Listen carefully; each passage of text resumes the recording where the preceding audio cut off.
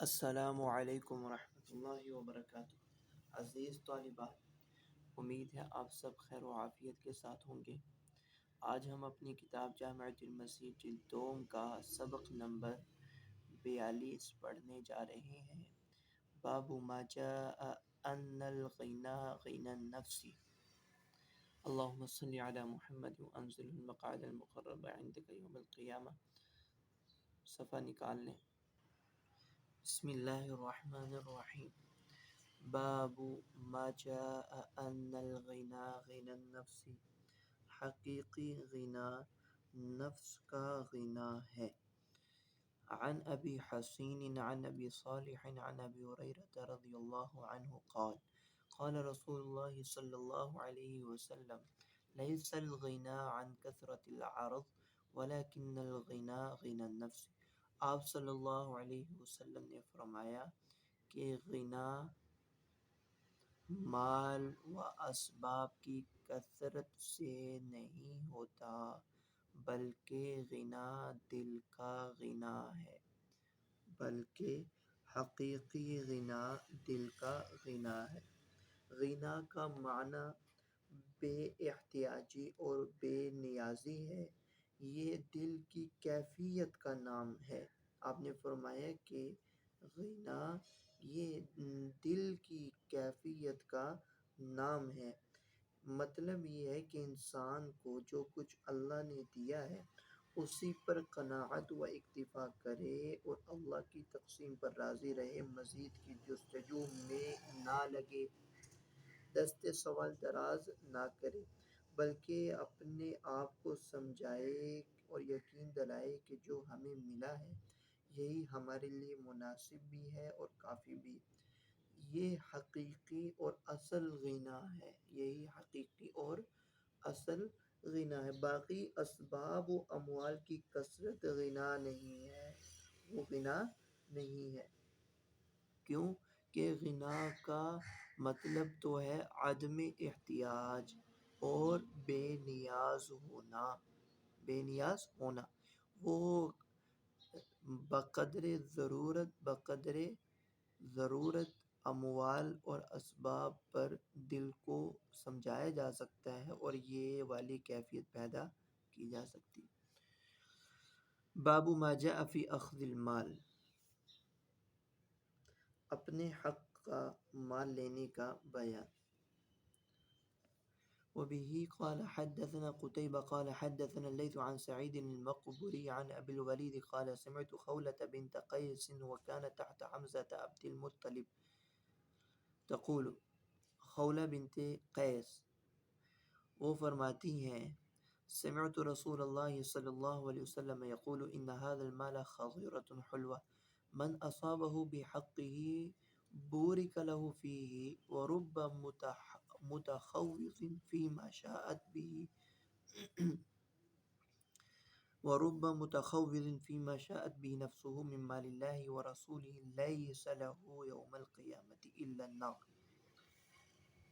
فرماتی ہیں رسول اللہ صلی اللہ علیہ وسلم کو فرماتے ہوئے میں نے سنا ہے کہ یہ مال خضرۃ حلوۃ سرسبز اور شیریں ہیں، من اصابہ بحقہ بورک لہ فیہ جس نے اس کو حق سے لیا اس لینے والے کو اس میں برکت دی جائے گی۔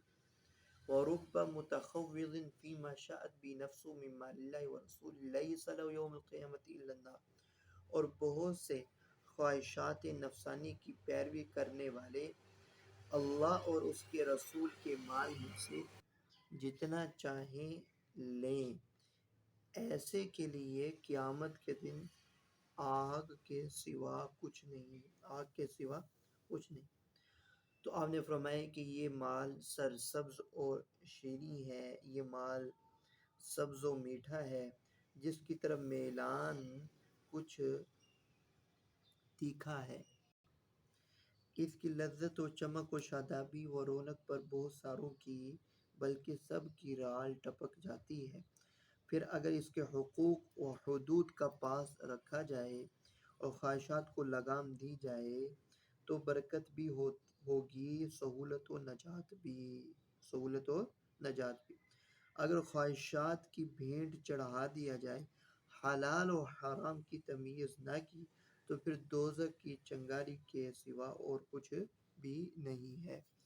باب وبي قال حدثنا بشر بن هلال الصواف قال حدثنا عبد الوارث بن سعيد عن يونس عن الحسن عن أبي هريرة قال قال رسول الله صلى الله عليه وسلم لعن عبد الدينار لعن عبد الدرهم۔ آپ صلی اللہ علیہ وسلم نے فرمایا کہ دینار و درہم کے بندے پر لعنت کی گئی، یعنی کہ جو مال و اسباب کا غلام اور پجاری ہے اور ہر طرف اسی کی دوڑ میں لگا رہتا ہے، حلال و حرام کی تمیز نہیں کرتا، اللہ کے احکامات کو پورا نہیں کرتا، تو ایسا شخص وہ درہم و دنانیر کا پجاری، اس پر لعنت کی گئی ہے۔ اس پر کیا کی گئی ہے؟ لعنت کی گئی ہے، یعنی کہ وہ رحمت سے، اللہ کی رحمت سے دور ہے۔ باب وبي قال حدثنا سويد بن نصر قال أخبرنا عبد الله بن المبارك عن زكريا بن أبي زايد عن محمد بن عبد الرحمن بن سعد بن زرارة عن ابن كعب بن مالك الأنصاري عن أبيه قال قال رسول الله صلى الله عليه وسلم ما ذئبان جائعان أرسل في غنم بأفسد لها من حرص المرء على المال والشرف لدينه۔ کعب بن مالک رضی اللہ تعالیٰ عنہ سے مروی ہے، فرماتے ہیں رسول اللہ صلی اللہ علیہ وسلم نے فرمایا کہ دو بھوکے بھیڑیے جو بکریوں کے ریور میں چھوڑ دیے جائیں، وہ بکریوں کو اتنا نقصان نہیں پہنچاتے، وہ بکریوں کو اتنا نقصان اور اتنا برباد نہیں کریں گے جتنا آدمی کے دین کو مال اور جاہ کی لالچ تباہ و برباد کر دیتی۔ دو بھوکے بھیڑیے جو بکریوں کے ریوڑ میں کھلے چھوڑ دیے جائیں تو وہ بکریوں کو اتنا برباد نہیں کریں گے جتنا آدمی کے دین کو حب مال اور حب جاہ برباد کر دیتی ہے۔ هذا حديث حسن صحيح۔ باب وبه قال حدثنا موسى بن عبد الرحمن الكندي قال حدثنا زيد بن حباب قال أخبرني المسعودي قال حدثنا عمرو بن مرة عن إبراهيم عن علقمة عن عبد الله قال نام رسول الله على حصير فقام وقد أثر في جنبه فقلنا يا رسول الله لو اتخذنا لك بطاء فقال ما لي وما للدنيا ما أنا في الدنيا إلا كراكب استظل تحت شجرة ثم راح وتركها۔ عبداللہ بن عمر رضی اللہ تعالیٰ عنہ سے یہ روایت مروی ہے، فرماتے ہیں کہ رسول اللہ صلی اللہ علیہ وسلم ایک چٹائی پر آرام فرما رہے تھے، آپ کھڑے ہوئے جبکہ آپ صلی اللہ علیہ وسلم کے پہلو پر چٹائی کے نشانات پڑ چکے تھے۔ ہم نے کہا یا رسول اللہ لو اتخذنا لک وطاء، اگر آپ چاہیں ہم آپ کے لیے نرم بستر ہم تیار کر دیں، ہم آپ کے لیے نرم بچھونا تیار کر دیں۔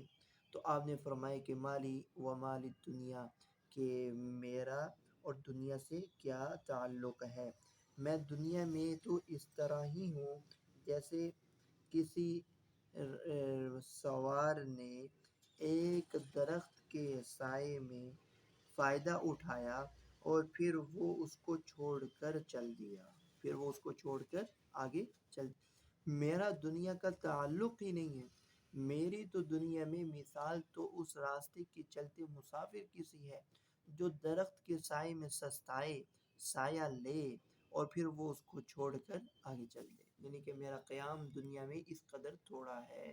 یہ امت کو سمجھانے کے لیے تھا کہ وہ دنیا کی چیزوں، اسباب، دولت، جائیداد سے دل مت لگانا اور گزارے کے قدر ہی مال پر قناعت کرنا۔ عن ابی هريرة قال قال رسول الله الرجل على دين خليل فلينظر احدكم من يخالل۔ آپ صلی اللہ علیہ وسلم نے فرمایا کہ آدمی اپنے دوست کے دین پر ہوتا ہے تو چاہیے تم میں سے ہر ایک کو کہ وہ دیکھے، وہ غور فکر کرے کہ میں یخاللو کہ وہ کس کو دوست بنا رہا ہے۔ باب ما جاء مثل ابن آدم و اہلی و ولدی و مالی و عملی، انسان کی مثال اور اس کے اہل اور اس کی اولاد اور مال و عمل کی مثال۔ وبه قال حدثنا سويد قال أخبرنا عبد الله بن المبارك عن سفيان بن عيينة عن عبد الله بن أبي بكر هو ابن محمد بن عمرو بن حزم الأنصاري قال سمعت أنس بن مالك يقول قال رسول الله صلى الله عليه وسلم يتبع الميت ثلاث فيرجع اثنان ويبقى واحد يتبعه أهله وماله وعمله فيرجع أهله وماله ويبقى عمله۔ آپ نے فرمایا کہ میت کے پیچھے تین چیزیں چلتی ہیں، ان میں سے دو تو واپس لوٹ آتی ہیں اور ایک اس کے ساتھ چیز باقی رہتی ہے۔ آپ نے فرمایا کہ اس کے اہل، رشتہ دار اور اس کا مال، اسباب اور اس کا عمل وہ ساتھ چلتا ہے، اور خاندان اور مال و اسباب وہ واپس لوٹ آتے ہیں، اور اس کا عمل ہی اس کے ساتھ قائم رہتا ہے، اور اس کا عمل ہی اس کے ساتھ باقی رہتا ہے۔ وَيَبْقَى عَمَلُهُ، اور اس کا عمل ہی باقی رہتا ہے۔ اس لیے ہمیں مال و اسباب پر بھروسہ کرنے کی بجائے اعمال کو زیادہ سے زیادہ کرنا چاہیے جو ہمارے لیے آخرت میں بھی کارآمد ہیں، جو ہمارے لیے آخرت میں بھی اور قبر میں بھی کارآمد ہوں، ان پر ہمیں بھروسہ زیادہ کرنا چاہیے۔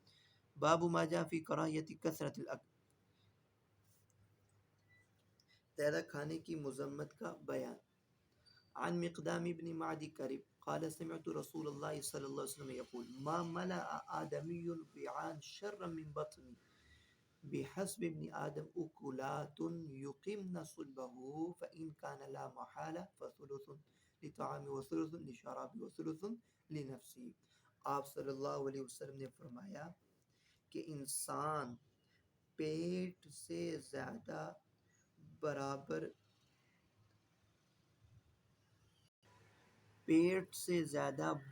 برتن نہیں بھرتا، یعنی کہ دوسرے الفاظ میں کہ آپ نے فرمایا کہ آدمی سب سے برا برتن ہے کہ جو آدمی اپنا پیٹ جو کہ برتن ہے اس کو بھرتا ہے۔ ما ملأ آدمی وعاء شرا من بطن، کہ آدمی پیٹ سے برا کوئی برتن نہیں بھرتا۔ بحسب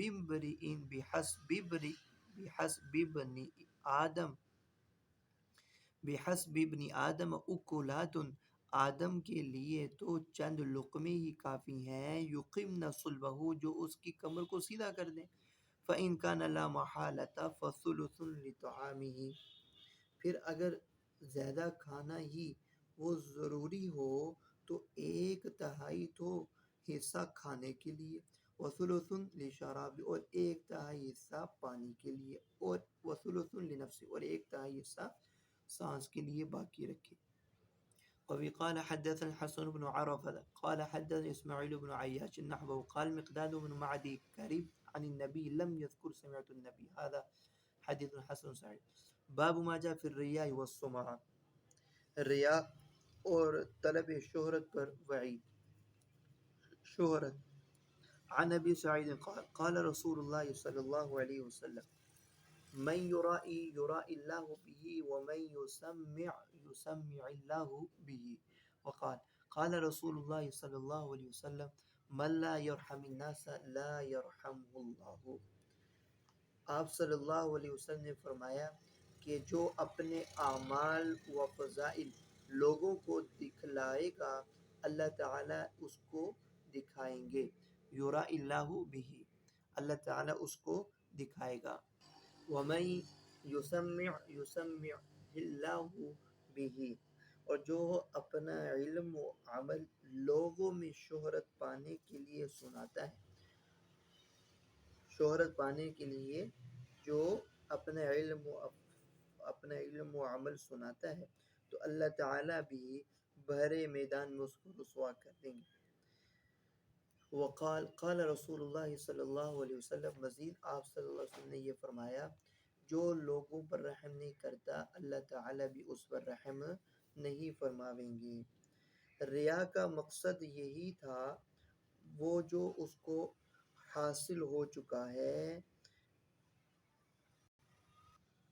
وہ لوگوں میں شہرت پانا چاہتا تھا،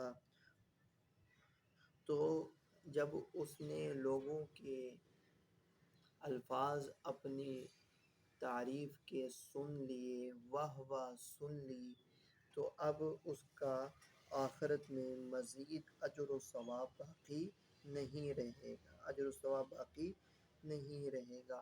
تو جو اس کا مقصود تھا وہ تو اس کو حاصل ہو چکا، اب مزید اجر و ثواب اس کو نہیں ملے گا۔ یہ اس کا مطلب ہے من یرائی یرائی اللہ بھی، کہ جو اپنے اعمال و فضائل لوگوں کو دکھلاوے گا، یرائی اللہ بھی، اللہ تعالیٰ بھی اس کو، وہ جو چاہے گا اللہ تعالیٰ وہ اس کو دکھلا دیں گے، اور جو شہرت چاہے گا اللہ تعالیٰ اس کو شہرت دے دیں گے، لیکن آخرت میں سب کے سامنے اس کی ذلت و رسوائی ہوگی اور عذاب کا اس کو سامنا کرنا پڑے گا۔ وفی الباب عن جندب وعبد الله بن عمرو، یہ اگلی حدیث ہے، ان عقبۃ بن مسلم حدثه ان شفی الاصبحی قال حدثه أن دخل المدينة فإذا هو برجل قد اجتمع عليه الناس فقال من هذا؟ فقالوا أبو هريرة، فدنوت منه حتى قعدت بين يديه وهو يحدث الناس، فلما سكت وخلا قلت له أسألك بحق وبحق لما حدثتني حديثا سمعته من رسول الله عقلته وعلمته. فقال أبو هريرة أفعل لأحدثنك حديثا حدثنيه رسول الله عقلته وعلمته. ثم نشغ أبو هريرة نشغا فمكث قليلا ثم أفاق فقال لأحدثنك حديثا حدثني رسول الله في هذا البيت ما معنا أحد غيري وغيره. ثم نشغ أبو هريرة نشغة شديدة ثم أفاق ومسح وجهه وقال أفعل لأحدثنك حديثا حدثني رسول الله أنا وهو في هذا البيت ما معنا أحد غيري وغيره. ثم نشغ أبو هريرة نشغة شديدة ثم مال خارا على وجهه فأسندته علي طويلا ثم أفاق فقال حدثني رسول الله إن الله تبارك وتعالى إذا كان يوم القيامة ينزل إلى العباد ليقضي بينهم وكل أمة جاثية. جی، شفیع اصبحی وہ یہ حدیث بیان کرتے ہیں کہ مدینہ منورہ آئے تو ایک شخص کہ جس کے گرد لوگ جمع تھے، فقال، تو انہوں نے کہا کہ یہ کون شخص ہے؟ تو ان لوگوں نے کہا یہ حضرت ابو ہریرہ ہیں۔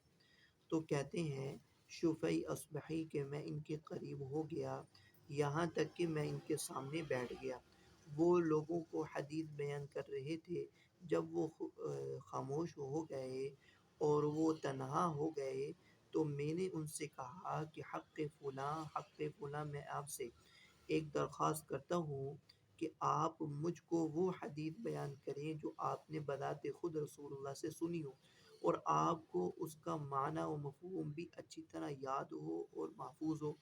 تو حضرت ابو ہریرہ فرمانے لگے کہ ہاں میں کرتا ہوں وہ حدیث تجھ کو بیان جو میں نے رسول اللہ صلی اللہ علیہ وسلم سے، جو رسول اللہ صلی اللہ علیہ وسلم نے مجھ کو بیان کی تھی، اور مجھ کو وہ حدیث یاد بھی ہے اور مفہوم اور مراد بھی معلوم ہے۔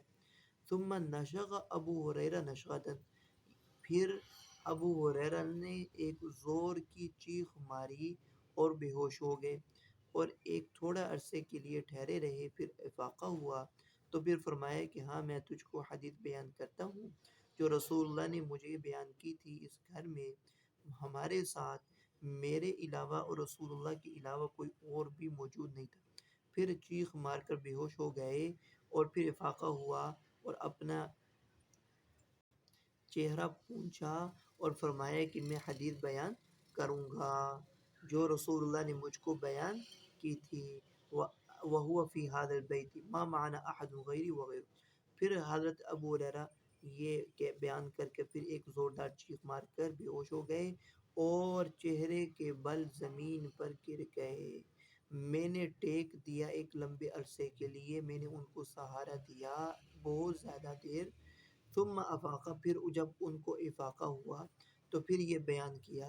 رسول اللہ صلی اللہ علیہ وسلم نے مجھے یہ حدیث بیان کی تھی کہ اللہ رب العزت قیامت کے دن بندوں کی طرف متوجہ ہوں گے فیصلہ کرنے کے لیے، اور جب کہ ہر امت گھٹنوں کے بل بیٹھی ہوگی، وَكُلُّ أُمَّةٍ جَاثِيَةٌ، فَأَوَّلُ مَن يَدْعُو بِهِ رَجُلٌ جَمَعَ الْقُرْآنَ وَرَجُلٌ قُتِلَ فِي سَبِيلِ اللَّهِ وَرَجُلٌ كَثِيرُ الْمَالِ۔ بس جب پھر سب سے پہلے من یدعو بہ، جس کو اللہ رب العزت حساب کے لیے بلاویں گے، وہ شخص ہوگا جس نے قرآن مجید کو یاد کیا ہوگا، ورجل قتل فی سبیل اللہ، اور دوسرا وہ شخص جو اللہ کے راستے میں شہید، ورجل کثیر المال، اور تیسرا وہ شخص جو مالدار ہوگا۔ فیقول اللہ للقاری الم اعلمک ما انزلت علی رسولی، قال بلی یا ربی، قال فماذا عملت فیما علمت، قال كنت أقوم به آناء الليل وآناء النهار، فيقول الله له كذبت، وتقوله الملائكة كذبت، ويقول الله له بل أردت أن يقال إن فلان قارئ فقد قيل ذلك۔ اللہ رب العزت قاری سے کہیں گے، کیا میں نے تجھ کو اس علم کی تعلیم نہیں دی تھی جو میں نے اپنے رسول پر اتارا؟ تو وہ کہے گا کہ کیوں نہیں؟ اللہ رب العزت فرمائیں گے پھر تو نے اپنے علم پر کیا عمل کیا؟ تو وہ کہے گا کہ میں اس قرآن کی دن اور رات کے حصوں میں تلاوت کرتا رہا۔ اللہ رب العزت اس سے کہیں گے تو جھوٹا ہے، اور فرشتے بھی اس کو کہیں گے تو جھوٹا ہے۔ اللہ رب العزت اس کو کہیں گے بلکہ تجھ کو یہ مقصود تھا، تیرا ارادہ یہ تھا کہ تجھ کو کہا جائے، کہ یوں کہا جائے کہ فلاں تو بہت بڑا قاری ہے، فقد قیل ذلک، اور یہ دنیا میں تجھ کو یہ مقصود حاصل ہو گیا۔ وَيُؤْتَى بِصَاحِبِ الْمَالِ، اور مالدار کو لایا جاوے گا، فَيَقُولُ اللَّهُ لَهُ أَلَمْ أُوَسِّعْ عَلَيْكَ حَتَّى لَمْ أَدَعْكَ تَحْتَاجُ إِلَىٰ أَحَدٍ، قَالَ بَلَىٰ يَا رَبِّ، قَالَ فَمَاذَا عَمِلْتَ فِيمَا أَتَيْتُكَ۔ تو اللہ تعالیٰ فرمائیں گے کیا میں نے تجھ پر مال کی وسعت نہ کر رکھی تھی کہ تجھ کو کسی اور چیز کا محتاج نہیں تھا؟ قال بلا یا رسول اللہ یا ربی، تو وہ آگے سے کہے گا کہ اے میرے رب کیوں نہیں؟ قال فماذا عملت فیما اتیتک، کہ پھر تو نے جو میں نے تجھ کو مال دے رکھا تھا اس میں تو نے کیا عمل کیا؟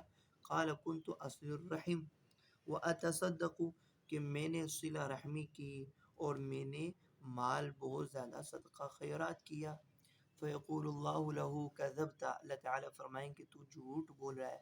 وتقوله الملائکۃ کذبت، ویقول اللہ تعالیٰ بل اردت ان یقال فلان جواد، بلکہ تیرا مقصود تو یہ تھا کہ کہا جاوے کہ فلاں تو بہت بڑا سخی ہے، وقت قیل، اور وہ مقصود حاصل ہو گیا، کہا جا چکا۔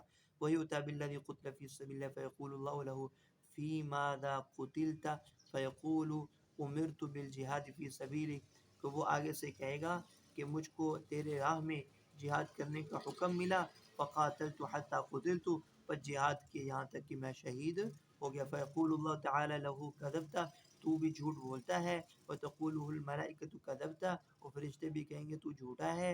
ویقول اللہ بل اردت ان یقال فلان جری، بلکہ اللہ تعالیٰ فرمائیں گے بلکہ تیرا ارادہ تو یہ تھا کہ یوں کہا جاتا کہ فلاں تو بڑا بہادر ہے اور جری ہے، فقد قیل ذلك، اور یہ کہا جا چکا۔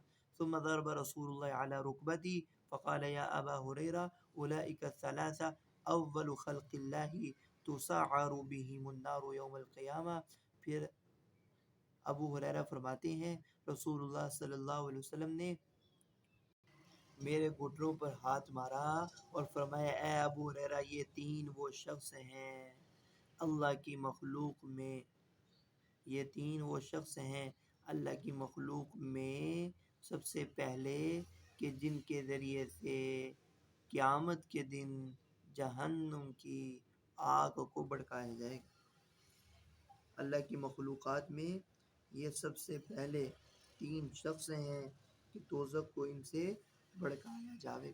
قال ولید ابو عثمان المدائني فأخبرني عقبة أن شفيا هو الذي دخل على معاوية فأخبره بهذا قال أبو عثمان وحدثني العلاء بن أبي حكيم أنه كان سيافا لمعاوية قال فدخل عليه رجل فأخبره بهذا عن أبي هريرة قال معاوية قد فعل بهؤلاء هذا فكيف بمن بقي من الناس ثم بكى معاوية بكاء شديدا حتى ظننا أنه هالك وقلنا قد جاءنا هذا الرجل بشر ثم أفاق معاوية ومسح عن وجهه وقال صدق الله ورسوله من كان يريد الحياة الدنيا وزينة نوفي إليهم أعمالهم فيها وهم فيها لا يبخسون أولئك الذين ليس لهم في الآخرة إلا النار وحبط ما صنعوا فيها وباطل ما كانوا يعملون۔ یہ انہوں نے آیت تلاوت فرمائی حضرت معاویہ رضی اللہ تعالیٰ عنہ نے۔ عقبہ نے یہ بیان کیا ہے کہ شفیع اصبحی حضرت معاویہ کے ہاں حاضر ہوئے اور ان کو اس حدیث کی خبر دی، جبکہ ابو عثمان یہ کہتے ہیں علا بن ابی حکیم نے مجھ کو یہ خبر دی ہے کہ یہ شفیع اصبحی معاویہ رضی اللہ تعالیٰ عنہ کے جلاد تھے۔ فدخل علیہ رجل فاخبرہ بہذا عن ابی ہریرہ، بس ان کے پاس ایک شخص آیا اور یہ حدیث بیان کی، اور یہ حدیث حضرت ابو ہریرہ کے توسط سے یہ حدیث بیان کی۔ فقال معاویہ، جب یہ حدیث بیان کی گئی تو حضرت معاویہ رضی اللہ تعالیٰ عنہ نے فرمایا قد فعل بهؤلاء هذا فكيف بمن بقي من الناس، جب ان لوگوں کے ساتھ ایسا کیا گیا تو باقی لوگوں کا کیا حال ہوگا۔ تو یہ بات کہہ کہ حضرت معاویہ بہت روئے، یہاں تک کہ لوگوں کو گمان ہوا کہ روتے روتے جان دے دیں گے۔ انہوں نے کہا کہ یہ شخص ہمارے پاس شر لے کر آیا ہے۔ ثم افاق معاویہ، پھر حضرت معاویہ کو ہوش آیا اور منہ پونچھ کر فرمایا اللہ اور اللہ کے رسول نے سچ فرمایا، اور پھر یہ آیت تلاوت فرمائی۔ اگلی روایت ہے عن ابی ہریرہ قال قال رسول اللہ صلی اللہ علیہ وسلم تعوذوا باللہ من جب الحزن قالوا یا رسول اللہ وما جب الحزن قال واد فی جہنم تتعوذ منه جہنم كل يوم 100 مرة قیل یا رسول اللہ ومن يدخله قال القراء المراؤون بأعمالهم۔ رسول اللہ صلی اللہ علیہ وسلم نے فرمایا کہ تم اللہ تعالیٰ کی پناہ لو، اللہ تعالیٰ کی پناہ لو جب الحزن سے۔ تو صحابہ نے عرض کیا یا رسول اللہ کہ جب الحزن وہ کیا ہے؟ تو آپ نے فرمایا کہ وہ ایسی وادی ہے کہ جس وادی سے ہر روز جہنم بھی 100 مرتبہ پناہ مانگتی ہے، 100 مرتبہ پناہ مانگتی ہے۔ تو صحابہ نے عرض کیا یا رسول اللہ ومن يدخل، اس وادی جب الحزن میں داخل کون ہوں گے؟ تو آپ صلی اللہ علیہ وسلم نے فرمایا کہ القراء المراؤون بأعمالهم، کہ جو ریاکار قاری لوگوں کو اعمال دکھاتے ہیں وہ اس میں داخل ہوں گے۔ اللہ تعالی ہم سب کی حفاظت فرمائے۔ باب عمل السری، وبه قال حدثنا محمد بن المثنى قال حدثنا أبو داود قال حدثنا أبو سنان الشيباني عن حبيب بن أبي ثابت عن أبي صالح عن أبي هريرة قال قال رجل يا رسول الله الرجل يعمل العمل فيسره فإذا ابتلي عليه أعجبه ذلك قال رسول الله صلى الله عليه وسلم له أجران أجر السر وأجر العلانية۔ حضرت ابو ہریرہ رضی اللہ تعالیٰ عنہ سے یہ روایت مروی ہے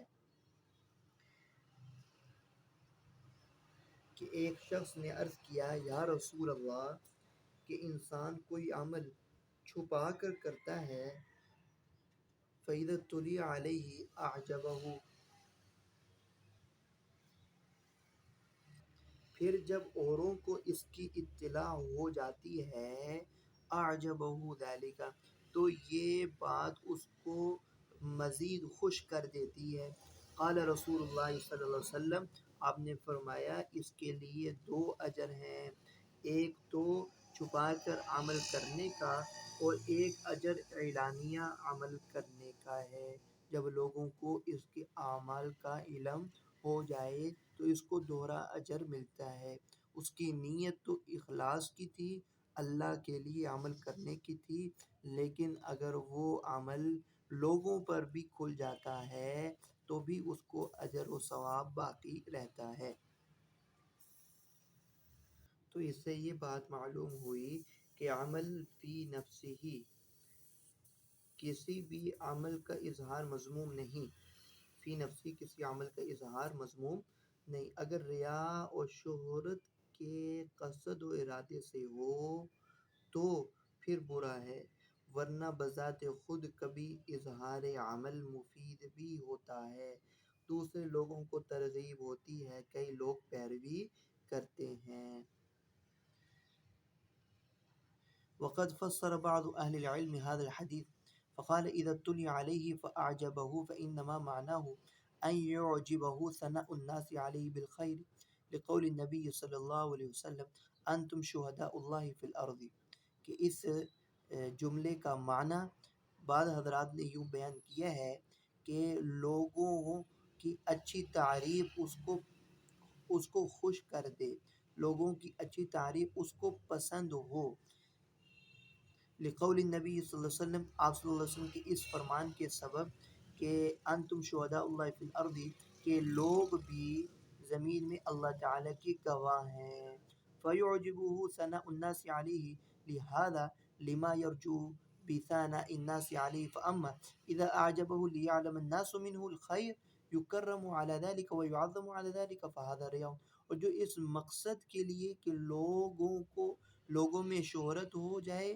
کہ لوگ اس کی عزت و تکریم کریں، تو اس مقصد کے لیے اگر وہ عمل کرتا ہے اور وہ اس کو محبوب جانتا ہے تو یہ ریا ہے۔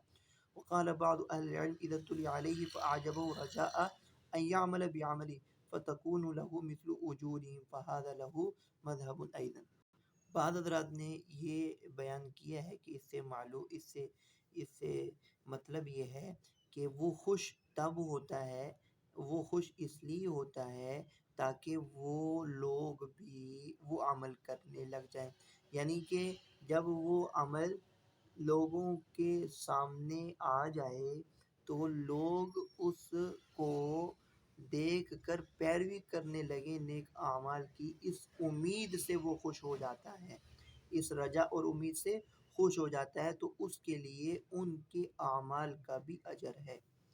باب ما جاء ان المرء مع من احب، عن حمید عن انس انه قال جاء رجل الى رسول اللہ فقال، ایک شخص رسول اللہ صلی اللہ علیہ وسلم کی خدمت میں آیا اور اس نے کہا یا رسول اللہ متی قیام الساعہ، قیامت کب قائم ہوگی؟ فقام النبی الی الصلاۃ فلما قضى الصلاۃ، آپ نماز کے لیے کھڑے ہوئے، آپ نماز سے فارغ ہوئے، قال این السائل عن قیام الساعہ، آپ نے فرمایا کہاں ہے قیامت کے متعلق سوال کرنے والا؟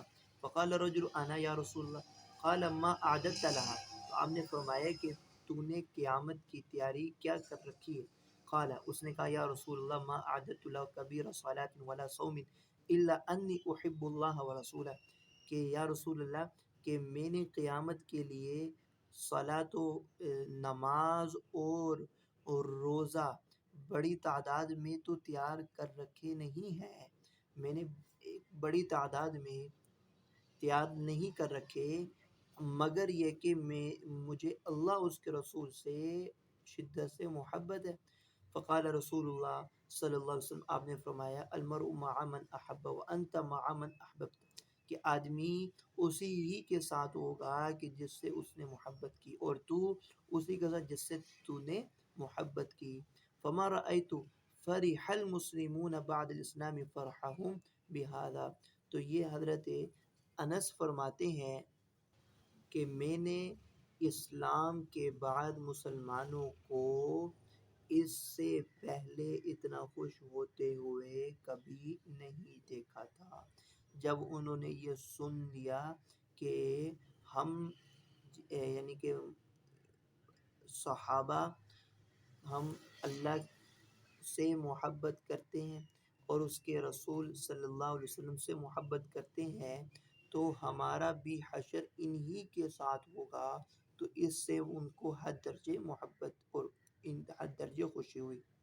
تو حدیث کا مفہوم یہ ہوا، جو شخص جس سے تعلقات وہ استوار کرے گا، محبت کرے گا، تو دنیا میں اسی کے ساتھ شمار ہوگا، بھلے نیک نامی میں یا بدنامی میں۔ اسی طرح آخرت میں بھی سزا اور جزا میں ایک ساتھ ہوں گے۔ عن انس بن مالک قال قال رسول اللہ صلی اللہ علیہ وسلم المرء مع من احب وله مکتسب۔ آپ صلی اللہ علیہ وسلم نے فرمایا قیامت کے دن آدمی اسی کے ساتھ ہوگا کہ جس سے وہ محبت کرتا ہے، وَلَهُ مَكْتَسَبَ، اور اس کے لیے وہی ہے جو اس نے کمایا۔ اگلی روایت عن زر بن حبیش عن صفوان بن عسال قال جاء اعرابی جهوري الصوت قال يا محمد الرجل يحب القوم ولما يلحق بهم فقال رسول الله صلی اللہ علیہ وسلم المرء مع من احب۔ صفوان بن عسال فرماتے ہیں کہ ایک بلند آواز والا دیہاتی خدمت نبوی میں آیا اور عرض کیا، اے محمد، ایک انسان وہ ایک قوم سے محبت رکھتا ہے، وَلَمَّا يَلْحَقْ بِهِمْ، مگر وہ اب تک عملاً ان سے نہیں ملا، ابھی تک عملاً ان سے مل نہیں سکا۔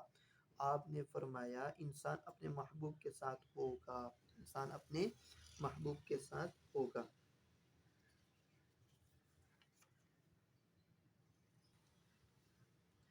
یہ معلوم ہوا کہ آپ صلی اللہ علیہ وسلم نے فرمایا کہ اس کم عمل والے محب صادق اور مخلص عامل کو ان کے ساتھ محبت اور اخلاص کی برکت سے ہی ملا دیا جائے گا۔ قرآن شریف میں ہے الحقنا بہم ذریتہم وما التناہم من عملہم من شیء، اور ان سے ان کی اولاد ملا دیں گے ہم اور ان کے عمل سے کچھ کم نہ کریں گے، بلکہ اپنے فضل سے نچلوں کو ترقی دے دیں گے۔ اس لیے ہمیں چاہیے کہ اخیار و ابرار و صلحاء اولیاء سے محبت کریں تاکہ ان کے ساتھ حشر ہو۔ جیسے ایک قائل کا قول ہے، شاعر کا شعر ہے، احب الصالحین ولست منهم لعل اللہ یرزقنی صلاحا، کہ میں نیکوں سے محبت کرتا ہوں اگرچہ میں ان جیسا عمل کرنے والا نہیں ہوں، اللہ تعالیٰ سے امید کرتا ہوں اللہ تعالیٰ مجھے بھی نیکی کی توفیق عطا فرمائیں گے یا نیک بنا دیں گے۔ قال حدثنا احمد بن عبدة الضبي قال حدثنا حماد بن زيد عن عاصم عن زر عن صفوان بن عسال عن النبي صلى الله عليه وسلم نحو حديث محمود۔ باب فی حسن الظن باللہ، اللہ تعالیٰ سے حسن ظن کا بیان، اچھا گمان رکھنے کا بیان۔ عن یزید بن الاسم عن ابی ہریرہ قال قال رسول اللہ صلی اللہ علیہ وسلم ان اللہ تعالی یقول انا عند ظن عبدی بی وانا معه اذا دعانی۔ اللہ تعالیٰ فرما رہی ہیں کہ میں بندے کے ساتھ ویسا ہی معاملہ کرتا ہوں جیسا وہ میرے ساتھ گمان رکھتا ہے۔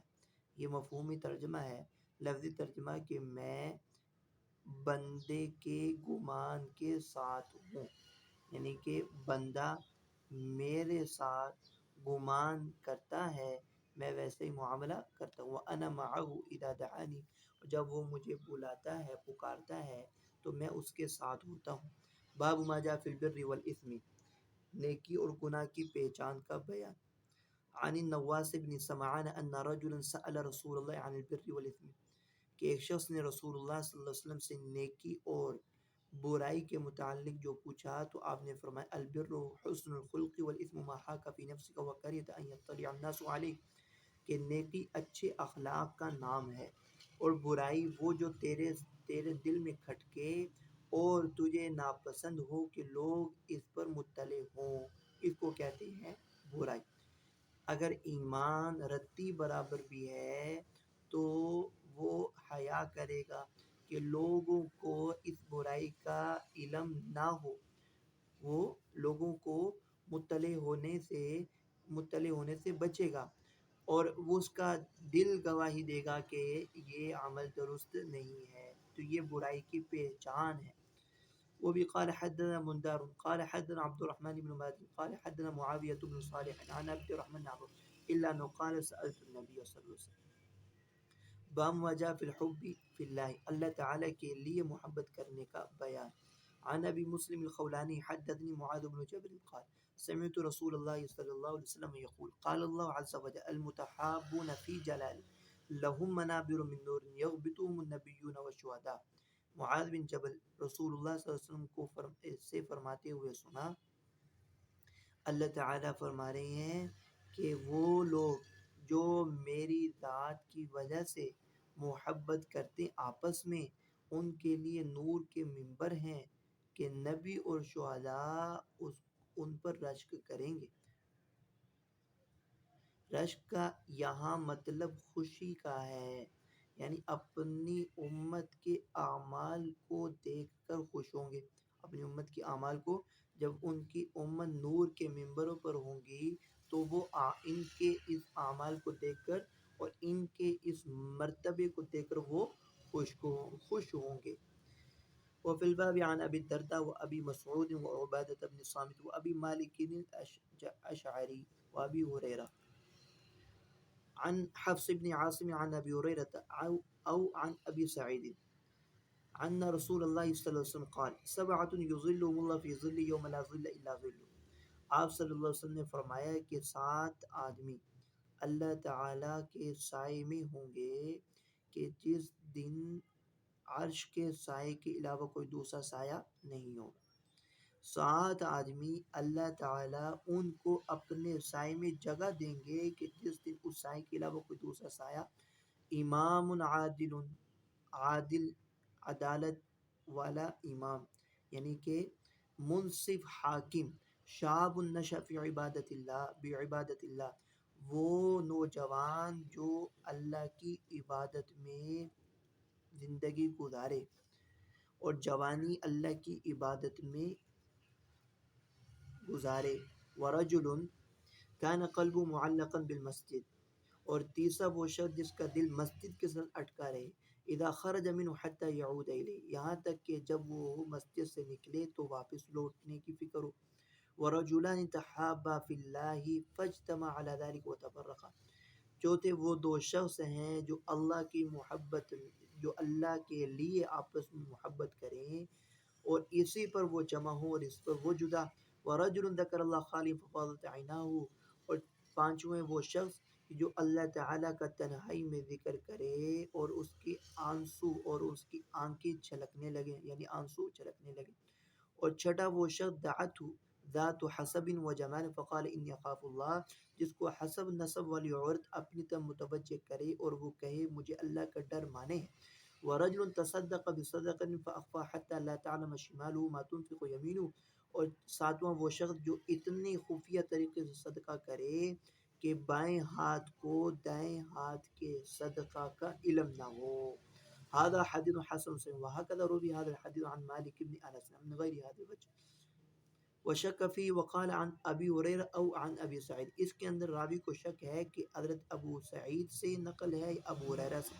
وعبید اللہ ابن عمر رواه عن خبیب بن عبد الرحمن ولم يشك فيه فقال عن ابي، جبکہ اس طریق کے اندر کوئی شک نہیں ہے اور وہ روایت کرتے ہیں حضرت ابو ہریرہ سے۔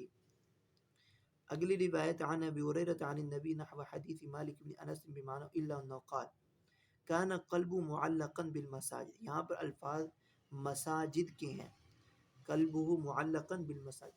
وقال ذات منصب و جمال، وہاں پر تھے ذات حسب و جمال، یہاں پر لفظ ذات منصب و جمال، منصب اور جمال والی عورت اپنی طرف متوجہ کرے۔ باب ما جاء فی اعلام الحب، محبت کا اعلان کرنے کا بیان۔ عن المقداد بن معدی قریب قال قال رسول اللہ اذا احب احدکم آخاہ فلیعلمہ ایاہ. آپ نے فرمایا کہ جب تم میں سے کوئی اپنے بھائی سے محبت کرے تو چاہیے کہ وہ اس محبت کی اس کو اطلاع دے دے، تو چاہیے کہ وہ اس کو محبت کی اطلاع دے دے. وفی الباب عن ابی ذر وانس. اگلی روایت ہے عن یزید بن نعامۃ الضبی قال قال رسول اللہ اذا آخى الرجل الرجل فليسأل عن اسمه واسم ابي وممن هو فانه اوصل للمودة. آپ صلی اللہ علیہ وسلم نے یہ فرمایا ہے کہ جب تم میں سے کوئی ایک شخص دوسرے شخص سے مواخات قائم کرے، کوئی شخص کسی بھائی سے اخوت قائم کرے تو اسے چاہیے کہ وہ اس کا اور اس کے والد کا نام دریافت کرے، وہ اس کے والد کا نام پوچھ لے، اس کا اور اس کے والد کا نام پوچھ لے. وہ ممن ہوا اور اس کے قبیلے کا نام پوچھ لے، اس کا اس کے والد اور اس کے خاندان قبیلے کا نام پوچھ لے. فإنه أوصل للمودة، کیونکہ اس طرح سے اس محبت کا تعلق قوی ہوتا ہے. اوصل للمودة، کیونکہ اس طرح سے محبت کا تعلق زیادہ قوی ہو جاتا ہے. باب ما جاء فی کراہیت المدحة والمداح. منہ پر تعریف کرنے اور تعریف کرنے والوں کی برائی کا بیان. وبه قال حدثنا بندار قال حدثنا عبد الرحمن بن مهدي قال حدثنا سفيان عن حبيب بن ابي ثابت عن مجاهد عن ابي معمر قال قام رجل فاثنى على امير من الامراء فجعل المقداد يحثو في وجه التراب وقال امرنا رسول ان نحثو في وجوه المداحين التراب. اور یہ آپ صلی اللہ علیہ وسلم کا فرمان نقل کیا کہ رسول اللہ صلی اللہ علیہ وسلم نے ہم کو حکم دے رکھا ہے کہ ہم منہ پر تعریف کرنے والوں کے چہروں پر مٹی ڈال دیں. تو واقعہ یہ ہے ابو معمر سے مروی ہے کہ ایک شخص وہ کھڑا ہوا اور اس نے امیروں میں سے ایک امیر کی تعریف کی، تو اس پر مقداد بن اسود نے اس کے منہ پر مٹی ڈال دی تو اور کہا کہ رسول اللہ صلی اللہ علیہ وسلم نے ہم کو حکم دیا ہے کہ منہ پر تعریف کرنے والوں کے منہ پر مٹی ڈال دیں. وفی الباب عن ابی ہریرہ. هذا حدیث حسن صحیح. وہ ابو معمر اسم عبداللہ بن سخبرہ، ان کا نام عبداللہ بن سخبرہ. والمقداد بن الاسود هو المقداد بن عمرو الکندی ويكنى ابا معبد وانما نسب الى الاسود بن عبد يغوث لانه كان قد تبناه وهو صغير. یہ ان کے متبنہ تھے، اس لیے ان کی نسبت اسود بن عبد یاغوث کی طرف کر دی جاتی ہے، لیکن حقیقت میں ان کے والد کا نام عامر الکندی ہے. عامر الکندی. ولا کی اقسام ہیں جو آپ تفسیر و مصطلح حدیث میں پڑھ چکے ہیں. ولا کی اقسام ہیں کہ مولا الحلف اور اسی طرح مولا العتاقہ اور اسی طرح مولا الاسلام. وبه قال حدثنا محمد بن عثمان الكوفي قال حدثنا ابو عبيد الله بن موسى عن سالم الخياط عن الحسن عن ابي هريره قال امرنا رسول الله ان نحثو في افواه المداحين التراب. حضرت ابو ہریرہ سے مروی ہے رسول اللہ نے ہم کو حکم دیا کہ منہ پر تعریف کرنے والوں کے منہ پر ہم مٹی ڈال دیں. هذا حدیث قریب من حدیث ابی ہریرہ. یہاں تک آج ہمارا سبق تھا. وآخر دعوانا الحمدللہ رب العالمین. السلام علیکم ورحمۃ اللہ وبرکاتہ.